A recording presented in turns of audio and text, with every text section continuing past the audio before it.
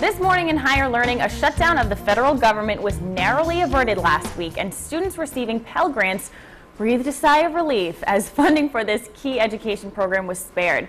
But the 2012 budget offered by House Republicans would dramatically cut Pell Grants. So here to talk about the future of this popular program is Peter Kerwin from the Rhode Island Higher Education Assistance Authority. Good morning, Peter. Good morning, Michaela. All right, so I think what a lot of viewers want to know is there's a lot of different kinds of grants out there.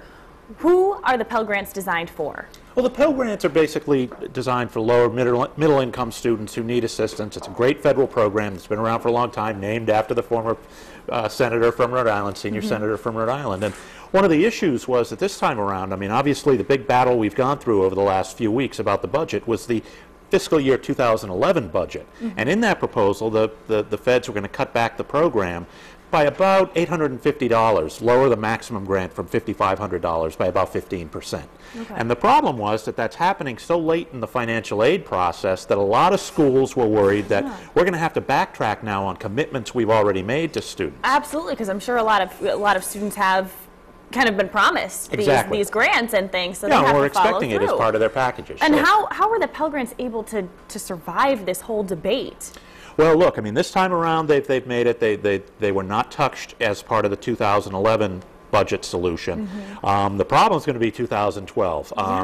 Looking ahead, what's going on? Yeah, the budget put forth by the House Republicans includes returning the Pell Grant to their 2008 level, and that's something that even some conservative columnists, a guy like David Brooks has said that, you know, if we want to compete with China and India, we need to be making those investments in higher ed, in the Pell Grant, in early childhood education, in scientific research, all areas that are being cut by this proposed budget. So there's going to be a lot of discussion about that in the months ahead, but at least through this first cycle with the 2011 budget, Pell has survived, and hopefully, you know, it's going to give...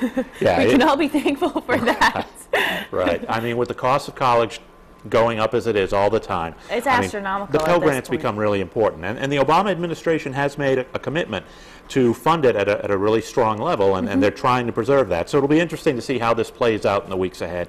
Hopefully, you know, for the sake of students who rely on those funds, they'll be able to keep it at a decent level and find some bipartisan solution that's really fueled. I mean, there's been a bipartisan approach to this program for 30 years. Hopefully that can continue.